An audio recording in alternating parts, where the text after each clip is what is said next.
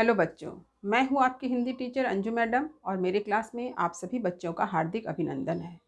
बच्चों, आज मैं श्री विद्या निवास मिश्र के द्वारा लिखित एक निबंध रहीमन पानी राखिए को लेकर उपस्थित हूँ। तो इस निबंध को पढ़ने से पहले विद्या निवास मिश्र के व्यक्तित्व के बारे में थोड़ा सा जान लेना हमारे लिए अत्यंत आवश्यक है। तो चलिए, हमेशा की तरह मैं आप लोगों को हर बात लिख कर बता रही हूँ, लिख कर समझा रही हूँ, ताकि आप मेरी बातों को सुने और जो कुछ भी मैंने लिख कर बताया है उसे आप अपनी कॉपी में भी अवश्य लिखते चलें। क्योंकि मेरा यह मानना है कि मैं जिन बातों को कह रही हूँ वे बातें आपको समझ में तो आ जाएगी और आपको ऐसा लगेगा कि आपको हर बात समझ में आ रही है, सब कुछ याद हो जा रहा है। मैंने देखा है कि बहुत से बच्चे बाद में सारी बातों को भूल जाते हैं या ये बात उनके दिमाग से निकल जाती है। तो हमेशा की तरह मैं लिखने की बात पर ज़्यादा ज़ोर देती हूँ कि आप पढ़ने के साथ साथ लिखने का भी अभ्यास हमेशा बनाए रखें, ताकि हर बात आपको अच्छी तरह से समझ में आए, हर बात आपको याद हो जाए। चलिए देखिए, हिंदी के निबंधकारों में विद्या निवास मिश्र अग्रगण्य हैं। भारतीय संस्कृति के प्रति उनकी गहरी आस्था थी। यही कारण है कि उन्होंने आधुनिक परिवेश को उस आस्था, संस्कार, परंपरा से जोड़कर एक नवीन अर्थ प्रदान किया है। संपूर्ण बौद्धिकता को इन्होंने संपूर्ण लोक जीवन को अर्पित किया है, यानी अपनी सारी बौद्धिकता को इन्होंने क्या किया है, लोक जीवन को अर्पित किया। इस प्रकार इन्होंने लोक परंपराओं को, लोक संस्कृतियों को, मान्यताओं को मृत होने से, समाप्त होने से बचाया है। इनकी पूरी संवेदना भारतीय संस्कृति से उपजी हुई दृष्टिगत होती है। तो यह एक बहुत ही संक्षिप्त परिचय है विद्या निवास मिश्र के बारे में।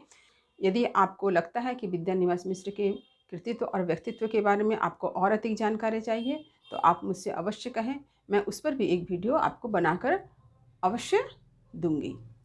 तो अब चलिए, रहीमन पानी राखिए निबंध की मूल संवेदना क्या है, मूल भाव क्या है या मूल प्रतिपाद्य क्या है, इस पर एक नज़र डालते हैं। मैं आप लोगों को बता दूं कि रहीमन पानी राखिए निबंध को मैं 2 भागों में आप लोगों को समझाऊंगी। आज भाग 1 के अंतर्गत इस निबंध के कुछ अंशों को मैं आपको समझा रही हूँ। प्रतिपाद्य मूल संवेदना। हिंदी निबंधकारों में श्री विद्या निवास मिश्र अग्रगण्य है। रहीमन पानी राखिए उनके द्वारा एक ललित निबंध है। देखिए, ललित निबंध है तो बहुत बच्चों को यह कन्फ्यूजन होता है कि ललित निबंध क्या है। तो मैंने यहाँ आपको लिख कर बता दिया है कि देखिए, ललित निबंध को आत्मपरक, व्यक्तिनिष्ठ और विषय प्रधान निबंध भी कहते हैं। यहाँ ललित निबंध में ललित शब्द एक विशेषण है जिसका अर्थ है विदग्धता और रस प्रवणता। मिश्र जी का भारतीय संस्कृति के प्रति गहरी आस्था और विश्वास है। उनका निबंध रहीमन पानी राखिए जल पर आधारित निबंध है। यानी जो रहीमन पानी राखिए, आप शीर्षक से ही देख रहे हैं कि यहाँ पर पानी राखिए, रहीमन पानी राखिए, यानी ये पानी यानी जल, यानी जल पर आधारित यह निबंध है। जल संबंधी मान्यताओं, विश्वास, संस्कार, आस्था, परंपराओं से उन्होंने आधुनिक परिवेश को जोड़कर इसे एक नवीन अर्थ प्रदान किया है। पानी अर्थात जल और इसे बचा कर रखना, संभाल कर रखना अत्यंत आवश्यक है, चाहे वह पीने योग्य जल हो या हमारा आत्मसम्मान, हमारा स्वाभिमान हो। यानी पानी का अर्थ तो जल है ही, लेकिन पानी का अर्थ होता है हमारा सम्मान, हमारा स्वाभिमान। इस प्रकार पानी का साधारण अर्थ जल है, पर यह विशेष अर्थ का द्योतक है। मिश्र जी ने अपने इस निबंध में इसके विशेष महत्व को हमारे भारतीय संस्कृति, लोक परंपरा, आस्था के परिप्रेक्ष्य में प्रस्तुत किया है। यानी जल का जो विशेष अर्थ है और किस किस अर्थ में यहाँ उन्होंने अपने इस निबंध में प्रयोग किया है, वह हम इस निबंध को जब समझेंगे तो हमें यह पता चलेगा। देखिए, निबंध के आरंभ में वे लिखते हैं, वे प्रतिदिन एक मंत्र पढ़ते हैं जिसके आरंभ और अंत की पंक्ति जल से संबंधित है। पंक्ति के अर्थ को समझकर वे हमेशा अभिभूत हो उठते हैं। वे अपने देश की इस पानीदारी संस्कृति की सोच से, रोमांच से भर उठते हैं। वे कहते हैं कि कितनी भी वर्षा क्यों ना हो जाए, बाढ़ प्रलय ढाती हुई क्यों ना आ जाए, हमारे देश में पानी या जल से किसी को भी वितृष्णा नहीं होती। यानी ये जो जल संस्कृति है हमारे देश में की संस्कृति को जल संस्कृति भी कह सकते हैं। यहाँ पर जितनी भी पानी वर्षा हो, मूसलाधार वर्षा हो, बाढ़ आ जाए, प्रलय आ जाए, फिर भी पानी से किसी को कोई तकलीफ नहीं है। पानी से कभी किसी को भी तृष्णा नहीं होती है। भारत एक कृषि प्रधान देश है, इसलिए वे लिखते हैं, इस देश का खेतिहर तो बादल की बाट जोहता है। लेखक बताते हैं कि हमारा देश जो है कृषि प्रधान देश है। यहाँ खेती करने वाले लोगों की संख्या है और खेती करने वाले लोग जो हैं वो बादल का ही इंतज़ार करते हैं कि कब वर्षा हो और कब खेती हो। इतना ही नहीं, वे बादल के संकेत को भी पढ़ते हैं, कौन से बादल बरसेंगे या बादल बिन बरसे दूसरे गांव चले जाएंगे। यानी यहाँ का जो किसान है, यहाँ का जो खेतिहर लोग हैं, वे लोग बादल को देख कर समझ जाते हैं कि कौन सा बादल बरसने वाला है, कौन सा बादल बिना बरसे चला जाएगा। यानी वे बादल को भी पढ़ते हैं। यानी वे प्रकृति के कितने करीब हैं, वे प्रकृति के कितने समीप रहते हैं, वे प्रकृति को कितना निकट से जानते हैं। इतना ही नहीं, तारों की स्थिति से समय को पढ़ना यह हमारे ग्रामवासियों की खासियत है। मिश्र जी ने इस ओर इशारा किया है कि अनपढ़ ग्रामीण प्रकृति के कितने करीब हैं। इतना ही नहीं, वे तारों की स्थिति से भी समय का अंदाज़ा लगा लेते हैं। आधी रात हो गई है या सुबह होने वाली है, इन सब का अनुमान वे तारों की स्थिति से लगा लेते हैं। मिश्र जी लिखते हैं, इस देश का कवि, कलाकार, पंडित कला सृष्टि के देवता को भी जलधारा का नाम देता है। सरस्वती या सारस्वान नाम उस सिंधु का है जिसने हिंदुस्तान बनाया। इसी सिंधु नदी में वितस्ता यानी झेलम नदी, अस्कनी, रावी, बिपाशा, शतद्रु यानी सतलज का जल जा मिलता है। सरस्वती नदी के तट पर ज्ञान के सत्र हुए, मंत्रों के प्रतीकों के अर्थ पर अनुसंधान हुए, इसलिए सरस्वती को ज्ञान की देवी माना गया है। यानी हमारी भारतीय संस्कृति में सरस्वती को ज्ञान की देवी क्यों मानते हैं, इस पर भी लेखक ने अपने विचार को प्रस्तुत किया है और भारतीय संस्कृति के आधार पर ही प्रस्तुत किया है। इसी क्रम में वे कहते हैं कि जल समस्त संभावना का आधार है। यानी जल ही जीवन है, जल ही जीवन का आधार है, हर संभावना का आधार है। सृष्टि के देवता यानी ब्रह्मा कमल से उत्पन्न हुए, लक्ष्मी समुद्र मंथन से उद्भूत है, शिव के जटाजूट में माँ गंगा विराजमान है और विष्णु या नारायण तो क्षीर सागर जल में ही शयन करते हैं। उन्होंने हमारे पुराणों का भी अध्ययन किया है और वहाँ हम देखते हैं कि ब्रह्मा का जन्म कहाँ से हुआ है, विष्णु के नाभि कमल से। लक्ष्मी समुद्र मंथन से जन्म लेती हैं, उनका जन्म हुआ है। शंकर के जटाजूट में माँ गंगा विराजमान है और स्वयं विष्णु भगवान तो क्षीर सागर यानी जल में ही शयन करते हैं। यानी जल ही उनका आधार है। एक प्रकार से मिश्र जी ने बताया है कि पानी ही जीवन का आधार है, या यूँ कहें कि पानी ही प्राण है, इच्छा शक्ति है आगे बढ़ने की। पानी ही क्या है, जीवन का आधार है, इच्छा शक्ति है जीवन में आगे बढ़ने की। क्योंकि पानी जो होता है, जल क्या होता है, गतिमान होता है। जल को आप कहीं भी रखिए, वह हमेशा आगे चलता रहता है। नदी की धारा हमेशा आगे बढ़ती है। जिस प्रकार एक छोटी जलधारा क्रमशः अपने से बड़ी में मिलती हुई अनंत में मिल जाती है, फिर यही अनंत हर प्रकाश के तपे बिंदु से खींचकर भाप, भाप से बादल और बादल से सफ़ेद फेन युक्त ज्वारमाला बन जाती है। इस प्रकार पानी होने का एक ही अर्थ है, दूसरे के लिए होना। उन्होंने बताया कि जिस प्रकार हम देखते हैं एक छोटी जलधारा हमेशा आगे बढ़ती है और एक बड़ी जलधारा से मिलती है, और इस प्रकार जलधारा मिलते मिलते कहाँ मिल जाती है, समुद्र से मिल जाती है। और जब समुद्र में सब सारा जल मिल जाता है तो क्या होता है, वो ताप से, सूर्य के ताप से वो भाप बनकर आसमान की ओर जाता है, बादल बनता है, और फिर बादल क्या होता है, पानी बनकर ही बरस जाता है। तो ये एक दूसरे के लिए होना, ये इसी बात का द्योतक है। कवि रहीम ने लिखा था या कहा था, रहीमन पानी राखिए, पानी बिन सब सून, पानी गए न उबरे, मोती मानुस चून। देखिए, उन्होंने उदाहरण दिया। विद्यानिवास मिश्र ने रहीम के एक दोहे का उदाहरण दिया है कि रहीमन पानी राखिए। तो यहाँ पर ये जो पानी है, ये पानी का अर्थ तो जल है, तो जल हमेशा बचा कर रखना है। लेकिन यहाँ पानी का एक अर्थ है चमक, एक अर्थ है दीप्ति।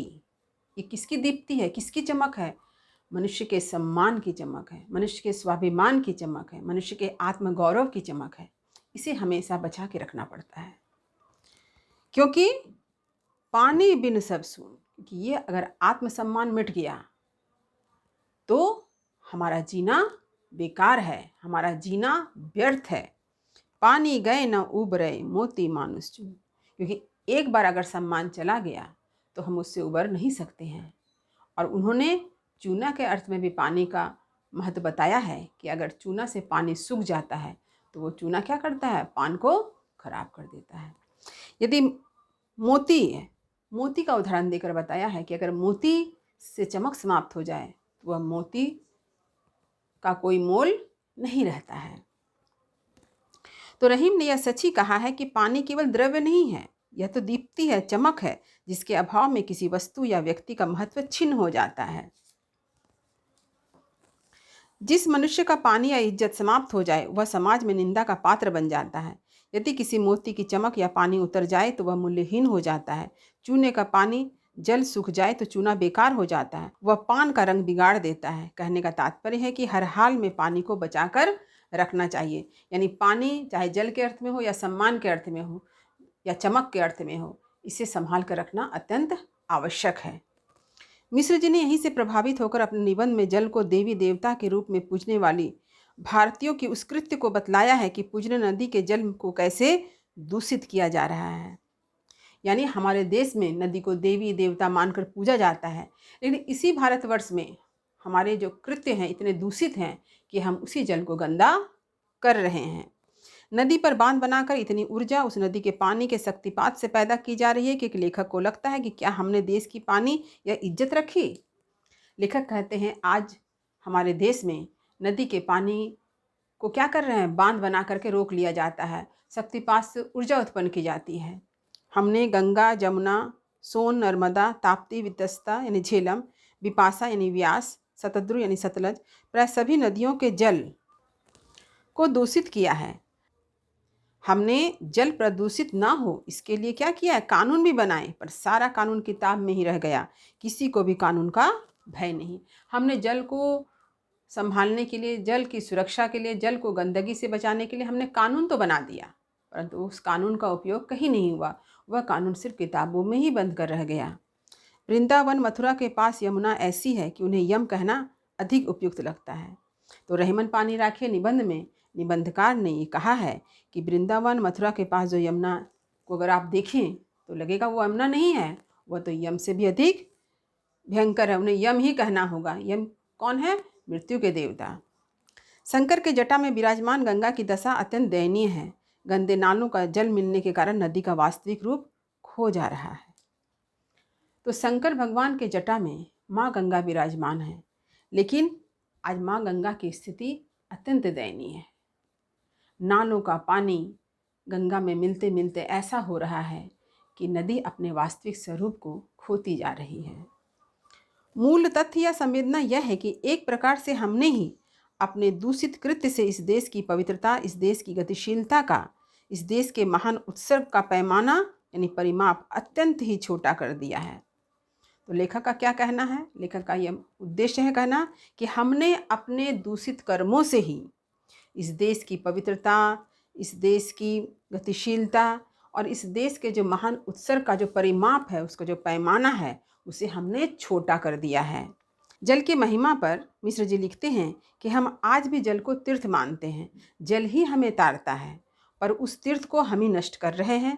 इस प्रकार मिश्र जी ने लोक संस्कृतियों, लोक परंपराओं, लोक मान्यताओं को मृत होने से बचाने का सफल प्रयास किया है। उन्होंने ये हमें समझाया है कि हम जल को तीर्थ मानते हैं, हम ये मानते हैं कि जल ही हमें तारता है, फिर भी हम जल को दूषित कर रहे हैं। हम ऐसा ना करें। यह निबंध उन्होंने इसी उद्देश्य से लिखा है ताकि हम जल के महत्व को समझें, अपनी परंपराओं को समझें कि हमारी प्राचीन संस्कृति, हमारी प्राचीन परंपराओं में जल को कितना सम्मान दिया जाता था, जल को कितना महत्व दिया जाता था। एक समय था जब हम ही ने बिजन वन में, प्रकृति के एकांत में, ऊंचे पर्वतों, घाटियों में, घने जंगलों के बीच तीर्थों को बनाया था। यही हमारी कल्पना थी। कैसी विडंबना है कि आज हम ही उस ऊंचे पर्वत घाटियों में अट्टालिका का निर्माण कर रहे हैं, कूड़ा कचरा से उस पवित्र स्थल को पाट रहे हैं। मिश्र जी का कहना है कि एक वक्त था जब हम ही ने जंगलों में, विजन वनों में, प्रकृति के एकांत जगह में तीर्थ स्थान का निर्माण किया, लेकिन आज ऐसी विडंबना है कि हम उस जगह अट्टालिका का निर्माण कर रहे हैं, वहाँ कूड़ा कचरा फैला रहे हैं, उस तीर्थ स्थल की पवित्रता को पाट दे रहे हैं। आपने देखा ही होगा कि इसके पहले ही केदारनाथ में एक प्रलय आया। वहाँ पर कहते ना, जो चट्टानें थी वो अपने स्थान से खिसकने के कारण वहाँ पर एक प्रलय आ गया, बाढ़ आ गई, कितने तहस नहस हो गए वहाँ पर। तो ये सब क्यों होते, प्रकृति का प्रकोप क्यों होता है? क्योंकि हम लोगों ने पर्वतों और पहाड़ों पर क्या किया है, अट्टालिकाओं का निर्माण कर दिया है, कहीं नदी पर बांध बनाकर बिजली पैदा की जा रही है। ये सब क्या है, प्रकृति के खिलाफ है। हमारी यह लिप्सा आत्मघातनी है। आत्मघातनी माने खुद आत्महत्या करने के बराबर है। हम खुद का विनाश कर रहे हैं। तो यह हमारे पानी यानी सम्मान रखने का संकल्प भी व्यर्थ है। यानी हम जो संकल्प कर रहे हैं कि हम पानी की रक्षा करें, यह व्यर्थ हो जा रहा है। इसके साथ ही मिश्र जी ने पानी को हमारे स्वाभिमान आत्मसम्मान का पर्याय माना है। यह स्वाभिमान पूर्व में था, जिसके समक्ष विश्व विजेता अलेक्जेंडर का भेंट प्रस्ताव तुच्छ था। संत कुंभन दास, जिन्होंने मुगल सम्राट अकबर के फतेहपुर सीकरी बुलाने के आमंत्रण पर स्पष्ट कहा, संतन को कहाँ सीकरी सो काम। तो यहाँ पर मिश्र जी ने बताया है कि ये पानी जो है ये हमारे स्वाभिमान का पर्याय है, आत्मगौरव का पर्याय है, आत्मसम्मान का पर्याय है। एक समय था जब हमारे देश में ही एक राजा हुए थे पुरु, जिनके स्वाभिमान ने, जिन्होंने विश्व विजेता सिकंदर के भेंट प्रस्ताव को अस्वीकार किया। ठीक इसी प्रकार सम्राट अकबर के द्वारा फतेहपुर सीकरी आने के आमंत्रण पर कुंभन दास ने स्पष्ट कह दिया कि संतन को कहाँ सीकरी सो काम। ये ऐसा क्यों कर पाए? क्योंकि इनके अंदर स्वाभिमान था, ये आत्मसम्मान से भरे हुए थे। तो उम्मीद करती हूँ कि आज की वीडियो में रहीमन पानी राखिए निबंध के जिन अंशों को मैंने प्रस्तुत किया है वह आपको अच्छी तरह से समझ में आ गया होगा। वीडियो को लाइक करें, शेयर करें। यदि कहीं कुछ समझने में दिक्कत हुई हो तो कमेंट भी अवश्य करें। जो बच्चे चैनल पर नए हैं वो चैनल को सब्सक्राइब करना ना भूलें, ताकि नए वीडियो का नोटिफिकेशन उन्हें समय समय पर मिलता रहे। तो रहीमन पानी राखिए निबंध के भाग 2 में फिर आपसे मुलाकात होगी। तब तक पढ़ते रहिए, जीवन में आगे बढ़ते रहिए। मेरी शुभकामनाएं आप सभी बच्चों के साथ है। धन्यवाद।